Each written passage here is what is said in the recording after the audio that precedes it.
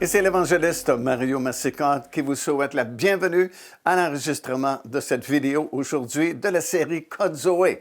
Comme vous savez sans doute, parce que nous produisons ces vidéos depuis déjà quelque temps, le mot Zoé signifie la vie éternelle. Lorsqu'une personne accepte le Seigneur Jésus-Christ, il reçoit le premier cadeau vraiment, la vie éternelle qui est donnée à son esprit, et son esprit reprend vie, et nous sommes transportés, comme on a mentionné, dans le royaume de Dieu.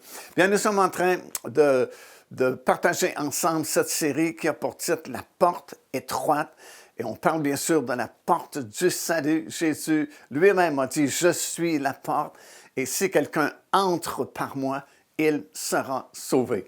Elle est étroite parce que, comme nous avons expliqué précédemment, on ne peut pas traverser cette porte avec nos bagages de mérite, d'indulgence, de bonté personnelle, de justice personnelle, parce que la porte, elle est faite exactement à notre grandeur, à nous, sans les extras, sans les bagages que nous voulons transporter de mérite et d'indulgence, et ainsi de suite. Il faut venir tel que nous sommes, sans rien à nous, sinon son sang versé pour nous. Et c'est pourquoi la porte, elle est étroite, parce que nous devons nous repentir, nous humilier, et là, nous traversons cette porte et nous entrons dans le royaume de Dieu. Aujourd'hui, on veut commencer à examiner le deuxième volet de cette porte-là et du chemin, bien sûr, qu'il y a de l'autre côté. Premier volet, on a expliqué que la porte servait de changer d'endroit. Ça nous permettait de quitter la domination des ténèbres pour entrer dans le royaume de la lumière, le royaume de Dieu. Et c'est en traversant cette porte que nous changeons de royaume. Autrefois, nous étions sous l'autorité du royaume des ténèbres, mais en traversant cette porte, en acceptant le Seigneur Jésus-Christ, en acceptant l'œuvre qu'il a accomplie pour nous sur la croix de Golgotha, nous changeons de royaume et nous sommes transportés, comme la Bible nous l'explique, dans le royaume du Fils de son amour, le royaume de Dieu, le royaume de la lumière. Alors ça, c'est le premier volet à la croix de Golgotha. Ça nous permet d'être pardonnés, d'être sauvés et de changer de royaume. Maintenant que nous avons franchi cette porte, nous découvrons que de l'autre côté de la porte, il y a un chemin. Et comme je l'ai mentionné précédemment, ce chemin est aussi étroit, il est resserré, qui mène à la vie éternelle. Et puis, nous devons marcher sur ce chemin-là. Nous devons apprendre à marcher dans le royaume de Dieu. Et c'est ce que nous voulons comprendre maintenant, ce deuxième volet, maintenant que nous sommes traversés de l'autre côté de la porte. Nous sommes placés sur ce chemin et nous devons apprendre, parce qu'un chemin, ça sert à marcher. La porte nous permet de changer d'endroit, mais un chemin, il faut apprendre à marcher sur ce chemin-là. Et c'est un chemin nouveau que nous n'avons jamais traversé auparavant, parce que nous étions à l'extérieur de la porte. Mais maintenant que nous sommes sauvés, maintenant que nous sommes dans le royaume de Dieu, nous devons apprendre à marcher sur ce chemin.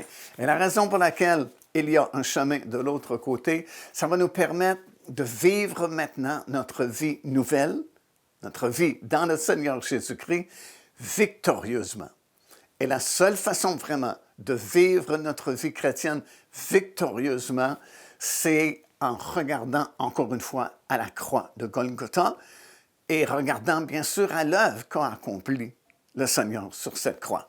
La croix elle-même n'a pas de pouvoir, c'est un morceau de bois tout simplement, mais c'est l'œuvre que Christ a accomplie étant crucifié sur cette croix qui a de la valeur pour nous parce que c'est par cette puissance. Écoutez, Jésus était parfait, n'avait commis aucun péché et il est mort comme une personne qui avait commis tous les péchés du monde vraiment parce qu'il s'est chargé de tous nos péchés et il a fait l'expiation pour le monde entier, vraiment. Et quiconque accepte le Seigneur Jésus-Christ, quiconque se repent de son ancienne vie et l'accepte comme Seigneur et Sauveur, il est glorieusement sauvé, il franchit cette porte dont nous avons parlé et il se retrouve dans le royaume de Dieu. Et maintenant qu'il est dans le royaume de Dieu, il est placé bien sûr sur ce chemin étroit aussi. Et nous devons maintenant apprendre à marcher sur ce chemin-là.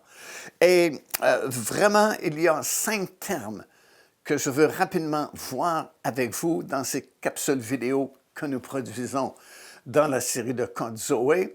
Et plus nous allons comprendre par la révélation du Saint-Esprit ces 5 termes-là, ben plus nous aurons de l'assurance dans notre marche avec le Seigneur Jésus-Christ et plus ce sera facile d'être plus que vainqueur durant notre marche ici-bas.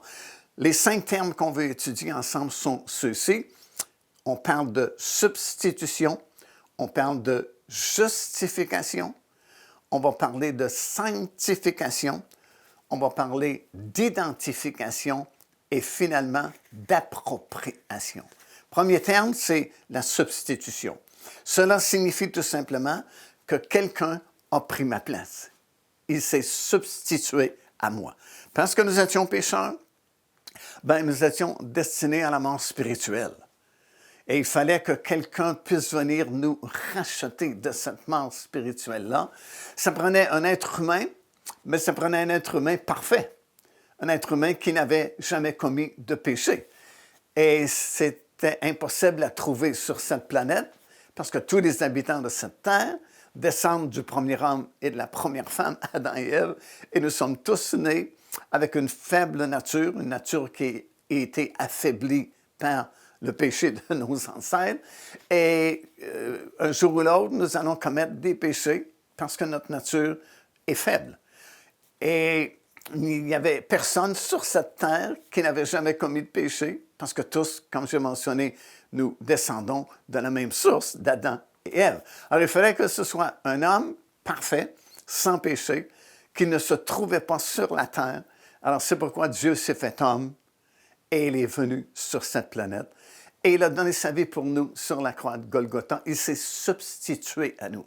C'est nous qui devions payer pour nos péchés. C'est nous qui devions mourir spirituellement à tout jamais à cause de nos péchés. Mais voilà que Dieu, par amour, s'est fait homme. Et plutôt que de prendre la récompense de la loi, parce qu'il a suivi la loi parfaitement lorsqu'il est venu sans commettre de péché, il a pris la punition de la loi, mais il ne l'a pas fait pour lui, parce qu'il n'avait pas besoin de le faire pour lui. Il était déjà Dieu. Il l'a fait pour nous. Et c'est pourquoi la Bible dit « Quiconque invoquera le nom du Seigneur pourra être sauvé, parce que le travail a été fait sur la croix de Golgotha. Il s'est substitué à tout être humain sur cette planète, ce qui rend possible le salut de n'importe quelle personne, peu importe où elle vit, peu importe les péchés qu'elle a commis, si elle se repent, accepte l'œuvre que Christ a accomplie pour elle, la substitution qui a été faite pour elle sur la croix de Golgotha, elle sera glorieusement sauvée, traversera cette pente et commencera à marcher sur cette route, ce chemin étroit de l'autre côté de la porte. Amen.